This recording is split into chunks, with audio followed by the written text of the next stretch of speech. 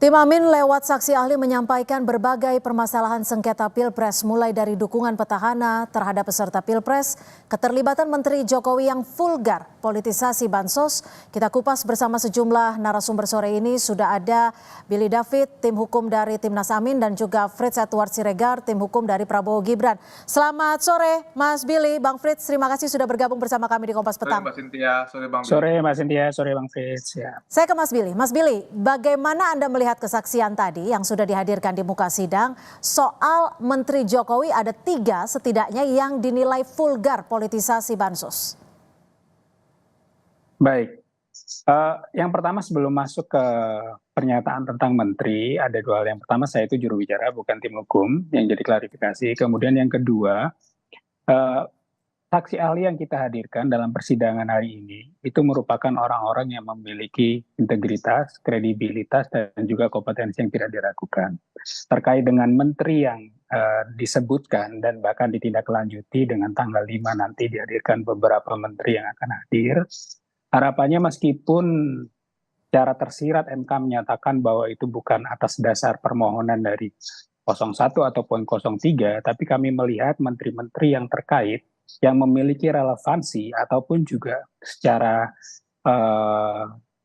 teknikal, secara hal yang berkaitan dengan penyaluran langsung nama-nama yang disebutkan oleh Pak Faisal Basri tadi misalkan, itu merupakan betul-betul nantinya didengarkan keterangannya, sehingga menteri-menteri yang diindikasikan terkait dengan misalkan bansos itu juga bisa memberikan keterangannya secara langsung kepada publik dan bisa dipertanggungjawabkan.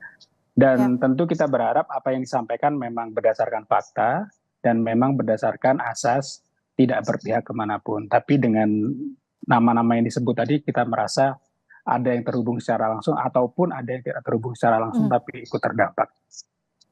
Oke, Bang Frits, ada 3 nama menteri, Erlangga Hartarto, Pak Bahlil, dan juga Zulkifli Hasan yang dinilai paling vulgar untuk politisasi bansos. Bagaimana Anda menanggapi pernyataan dari ahli ekonomi ini? Pertama-tama kita harus bisa membedakan dulu Mbak, mana namanya pelindungan sosial dan mana namanya bansos. Untuk tahun 2024 ada 493 triliun, untuk tahun 2023 ada 479 triliun. Dan pada saat kita berbicara mengenai pelindungan sosial itu akan terbagi untuk beberapa kategori. Ada namanya untuk PIP dan PPIK, itu adalah untuk itu yang menjadi tanggung jawabnya Kemendikbud, ada kemudian untuk di Kementerian Sosial, ada nama juga subsidi non energi itu bank, ada juga subsidi energi itu untuk Menteri ISDM, dan jangan lupa juga untuk subsidi kesehatan untuk BPJS Kesehatan. Semua itu masuk dalam kategori namanya perlindungan sosial, di mana salah satunya 81,9 triliun merupakan dikelola oleh Kementerian Sosial. Dan itu jumlahnya hampir sama antara tahun 2023 dan tahun 2024, Mbak. Jadi, pada saat kita berbicara mengenai bansos, seharusnya paslon 1 bisa menyampaikan kategorinya seperti apa. Karena setiap bansos tersebut, Mbak, itu kan dibagikan langsung by name, by address, langsung kepada rekeningnya. Yang langsung kepada si rekening si penerima, kepada setiap orang, dan dibagikan melalui Kementerian Keuangan. Jadi, pada saat kita berbicara mengenai perlindungan sosial, atau mungkin dalam konteks sempit, paslon 1 mengatakan itu bansos, itu berlaku untuk kepada setiap orang, tanpa peduli bahwa dia itu dari provinsi mana, tanpa peduli dia apakah dia memilih paslon 1, paslon 2, atau paslon 3, tapi itu merupakan program yang sudah disetujui oleh pemerintah dan DPR dalam rapat-rapat APBN dan juga program kerja. Oke, Mas Billy, ini disebut bahwa ada pembagian kategorinya. Ini menurut Anda sendiri ada juga statement dari sejumlah menteri yang menyebutkan terima kasih Pak Jokowi. Bagaimana Anda melihat ini? Baik, kalau dilihat dari substansi dari persidangan hari ini, itu bukan dalam pembahasan tentang terminologi ataupun teknis pembagian bansos seperti yang disebutkan Bang Frits tadi. Tapi kita justru melihat bagaimana bansos itu dipolitisasi oleh menteri-menteri tersebut seakan-akan menjadi karyanya presiden atau seakan-akan untuk digunakan untuk mobilisasi dukungan terhadap paslon 02. Dan terang-terangan apa yang disampaikan kan juga sudah jadi bukti, sudah jadi kontroversi sejak sebelum pemilu, ungkapan-ungkapan atau bahkan keterlibatan langsung ketika pembagian, itu yang menjadi soal selama ini. Dan ketika terminologi atau teknis-teknis itu memang kita mempercayai sepenuhnya, tapi kan yang kita ingin usut adalah bagaimana timingnya, bagaimana momentum itu dibagikan, kenapa daerah-daerah itu yang dibagikan, kenapa kemudian dirapel pemberiannya, itu kan yang kita ingin dengarkan secara utuh dari penjelasan menteri. Dan harusnya penjelasan-penjelasan seperti Bang Frits tadi disampaikan oleh menteri yang terkait, di depan MK, di depan kami pemohon ataupun juga pihak terkait, dan juga publik bisa mendengarkan secara langsung, dan itu akan bisa menerangkan apakah memang ada keterlibatan, meskipun kita indikasikan keterlibatan atau mungkin nanti dibantah dan seterusnya. Bang Frits, bagaimana Anda melihat ini soal masifnya dari ketiga menteri yang dinilai sangat vulgar, dan juga Faisal Basri menyebut bahwa bantuan ini diberikan justru lebih masif di tahun 2024 dan lebih sedikit jika dibandingkan 2021 saat ada dampak El Nino. Pertama-tama Mbak, mari kita lihat risalah rapat di Komisi 8 beberapa minggu lalu. Atau beberapa hari lalu, Menteri Sosial dan Menteri Keuangan itu diundang oleh Komisi 8 DPR terkait dengan bansos. Dan saya rasa kita bisa melihat bagaimana hasil daripada rapat tersebut. Apa yang saya sampaikan itu merupakan dokumen publik yang ada di dalam notulensi rapat, apalagi kalau kita melihat kenapa ada kenaikan antara 2023 dan 2024, ada penaikan 17 triliun karena adanya ide ataupun semangat untuk mengurangi ataupun kemiskinan yang terjadi. Jadi apa yang saya sampaikan itu bukanlah sesuatu yang rahasia, ada dalam dokumen publik. Dan kalau kita melihat ya, pada saat rapat di Komisi 8 kemarin kan ada pertanyaan kepada Ibu Risma, apakah memang penyaluran tersebut itu terjadi pada bulan Januari? Dan dalam rapat tersebut Ibu Risma juga mengatakan tahun 2023 itu juga pada bulan Januari. Jadi kalau kita mengacu kepada rapat di DPR kemarin terkait dengan bagaimana proses pembagian bansos, kita bisa melihat bagaimana caranya dan kapan dan kenapa itu dibagikan rapel pada bulan Januari, karena pada tahun 2023 juga dilakukan pada bulan Januari. Cuma memang bedanya adalah kita memiliki pemilu tahun 2024 di bulan Februari. Jadi kalau kita bisa melihat Mbak, rapat-rapat kenapa kemudian di rapat-rapat di Komisi 8 pada bulan November, kenapa diserahkan ini? Dan itu kan ada filosofis dari para teman-teman yang ada di DPR ataupun di Komisi 8 yang bertanggung jawab untuk itu. Lalu bagaimana Anda menjawab terkait dengan ketiga menteri yang dinilai sangat vulgar untuk mempolitisasi bansos? Kalonya kita bisa melihat Mbak, bahwa bansos ataupun perlindungan sosial ataupun di dalam kategorinya kecil itu merupakan bansos. Ini kan merupakan program daripada pemerintah. Jadi program pemerintah yang dilakukan dan yang sudah disetujui oleh partai politik dan kemudian diadministrasikan oleh pemerintah. Jadi dari kacamata menteri-menteri yang memang memiliki kewenangan untuk melaksanakan ataupun mendistribusikan. Meskipun sebenarnya Mbak, kalau kita ngomong soal bansos, kan yang dapat menyampaikan bansos tersebut kan bukan hanya kementerian terkait. Kepala-kepala daerah pun juga memiliki kemampuan untuk menyampaikan soal bansos di daerah masing-masing. Atau kalau mau kita ngomong soal pileg Mbak, kalau kita mau ngomong soal pileg, bukankah teman-teman yang ada di Komisi 8 misalnya, mereka memiliki akses kepada namanya PIP, program Indonesia Pintar. Anggota-anggota pileg, anggota-anggota partai yang berada di Komisi 8 juga memiliki konsep punya akses kepada bansos. Jadi pada saat ada soal yang berbicara kepada soal bansos, anggota dewan juga dapat berbicara kepada bansos. Cuma sekarang pertanyaannya adalah, kenapa itu di-framing hanya kepada menteri, tapi itu tidak di-framing kepada anggota partai, terutama partai-partai yang ada juga di paslon 1 dan di paslon 3. Saya lalu bagaimana? Bansos itu adalah milik semua, bukan hanya milik daripada pemerintah. Baik. Kita akan kembali membahasnya selepas jeda, termasuk soal bagaimana kunjungan Presiden Jokowi ini ikut mempengaruhi elektoral dari Prabowo Gibran. Tetap bersama kami di Kompas Petang.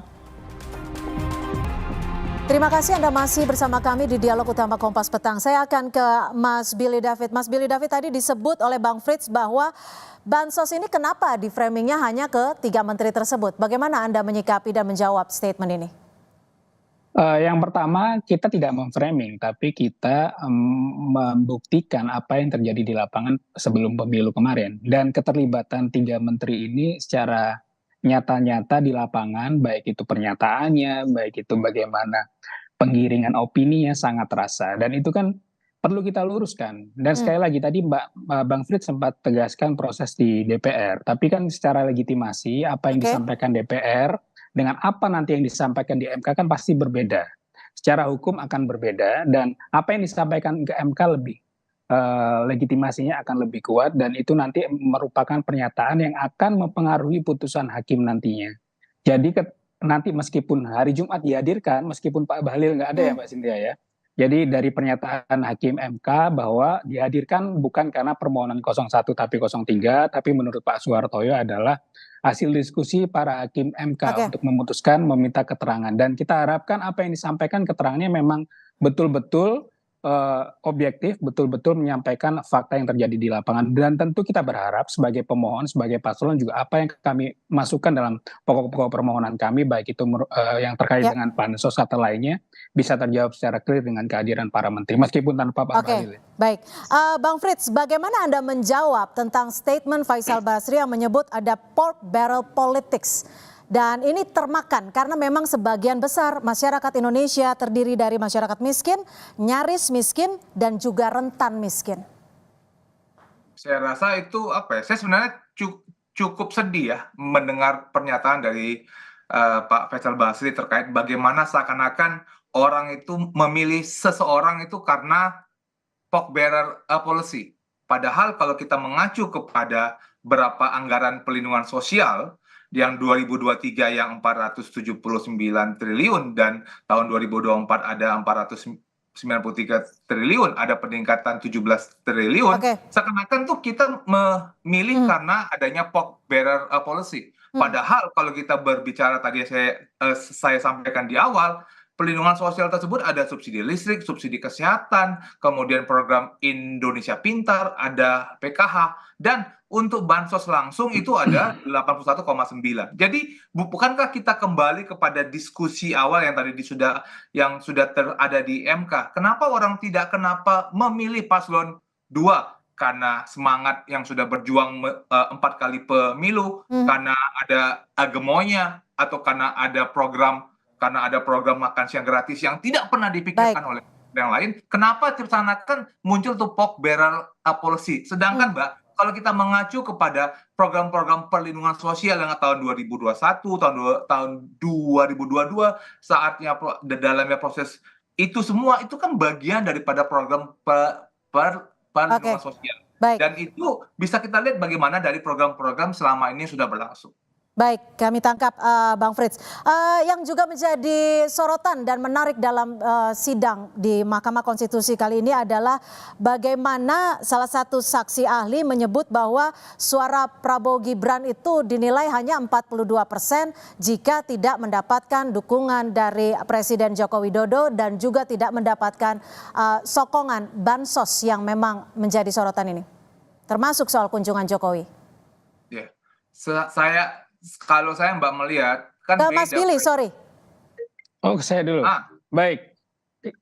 Apa yang disampaikan tadi itu kita cantumkan dan tuliskan semua dalam permohonan kami, Mbak.